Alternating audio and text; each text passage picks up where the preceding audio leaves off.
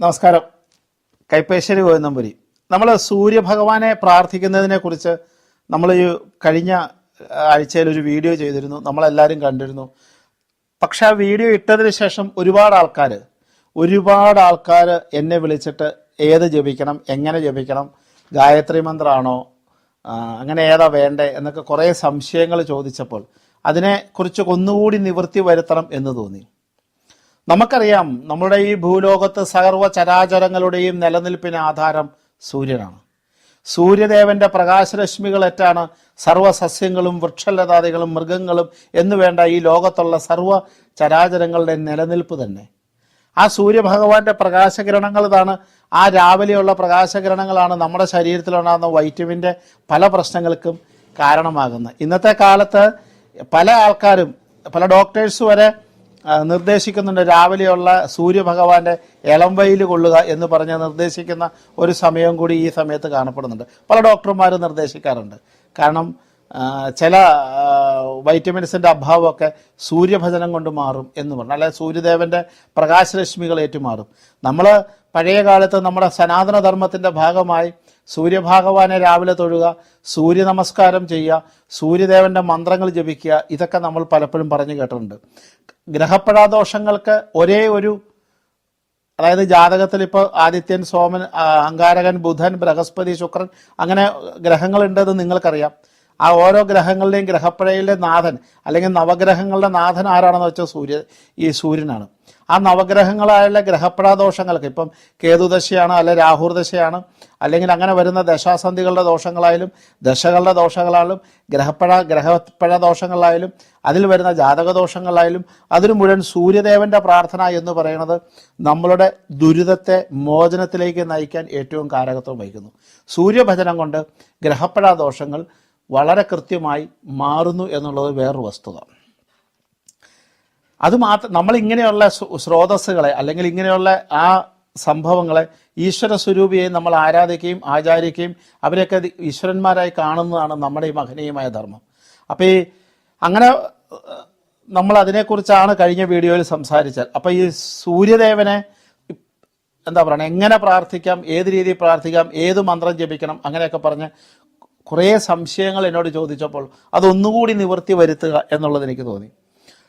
സൂര്യനമസ്കാരം ചെയ്യുകയാണെങ്കിൽ ഈ ലോകത്തുള്ള ഒരു രോഗങ്ങളും നിങ്ങളെ സ്പർശിക്കില്ല എന്നാണ് പണ്ട് ആചാര്യപ്രമാണം. ഞാനിങ്ങനെ പറഞ്ഞു എന്ന് വിചാരിച്ച് അസുഖം വന്ന് ആശുപത്രി പോകാതിരിക്കരുത്, തിരുമേനി പറഞ്ഞതുകൊണ്ട് ഇങ്ങനെ ചെയ്യുന്നത്. കാരണം അത്രയ്ക്ക് കേമാണ് സൂര്യനമസ്കാരം. ശരീരത്തിൻ്റെ സർവ്വനാഡീ ഞരമ്പുകളെ ഉത്തേജിപ്പിക്കാനും സർവ്വരോഗങ്ങളിൽ നിന്നുള്ള മോക്ഷത്തിനും പറ്റിയതാണ് സൂര്യനമസ്കാരം. അതിൻ്റെ ചിട്ടയായിട്ട് വൃത്തിയായിട്ട് ചെയ്യുന്ന ഒരു ഫലം, അതൊരു കേമത്വം തന്നെയാണ്.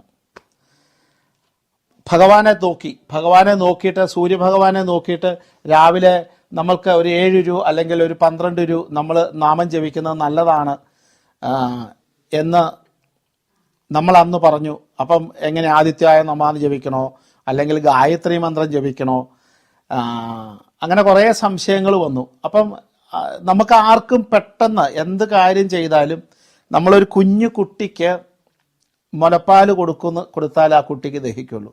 ആ കുട്ടിക്ക് വളരെ കേമായുള്ള ആഹാരാദികൾ വെച്ച് കൊടുത്താൽ ആ കുട്ടിക്ക് ദഹിക്കില്ല എന്ന് പറയണ പോലെ ഓരോ ഭക്തനും അതിൻ്റേതായ അർത്ഥത്തിലുള്ള നാമജപാദികൾ ചെയ്യുമ്പോഴാണ് ആ ഭക്തന് അതിൻ്റേതായ ഗുണങ്ങൾ കിട്ടുള്ളൂ. നമുക്ക് കിട്ടുന്നതെല്ലാം ചെയ്യുക എന്നുള്ളതാണ്, നമുക്ക് ചെയ്യേണ്ടത് ചെയ്യുമ്പോഴാണ് അതിൻ്റെ ഫലം വരുന്നത്. അപ്പം അങ്ങനെയുള്ള ഒരു വിശ്വാസത്തിലാണ് നമ്മൾ ജീവിക്കുന്നത്. അപ്പോൾ സൂര്യനെ നോക്കിയിട്ട് രാവിലെ നമുക്ക് ജപിക്കാൻ പറ്റുന്ന വളരെ ലളിതമായി നിൽക്കുന്ന ഒരു നാമത്തെക്കുറിച്ച് അല്ലെങ്കിൽ ഒരു ഗായത്രിയെക്കുറിച്ച് ഞാൻ പറഞ്ഞു തരാം.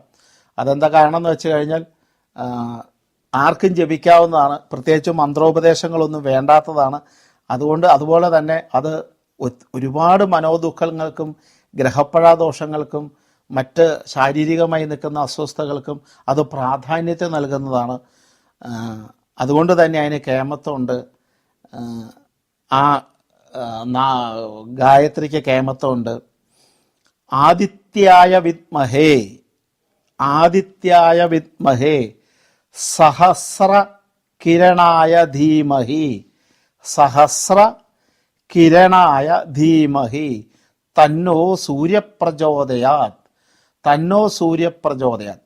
അപ്പം ഇത് ഭഗവാനെ ധ്യാനിച്ച് ഒരു 7 രൂപ അല്ലെങ്കിൽ ഒരു 12 രൂപ സൂര്യനെ നോക്കി ചെയ്യാമെങ്കിൽ അത് വളരെ ഗംഭീരമാണ്, വളരെ വളരെ ഗംഭീരമാണ്.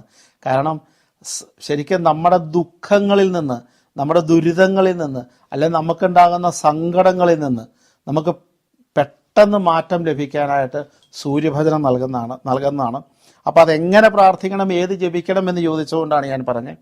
കാരണം നമ്മുടെ പല നാമങ്ങളും ജപിച്ച് ലക്ഷക്കണക്കിന് ആൾക്കാർ എന്നെ വിളിച്ചു പറയുന്നുണ്ട്. വളരെ ഗംഭീരമായ മാറ്റങ്ങളാണ്, അവരൊരിക്കലും നിരീക്കാത്ത ഒരുപാട് മാറ്റങ്ങൾ അവരുടെ ജീവിതത്തിൽ സംഭവിച്ചുകൊണ്ടിരിക്കുന്നു.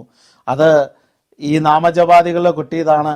അപ്പം എന്നെ വിളിച്ചത് തിരുമേനിക്ക് സഹസ്രകോടി ആശംസ എന്നൊക്കെ പറഞ്ഞ് എന്നെ വിളിക്കാറുണ്ട്. അതൊക്കെ കേൾക്കുമ്പോൾ സന്തോഷമാണ്.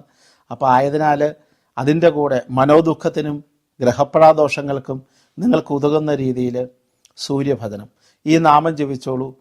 ഗംഭീരമായിട്ട് അതിന് വ്യത്യാസം വന്നോളും, യാതൊരു സംശയവും വേണ്ട.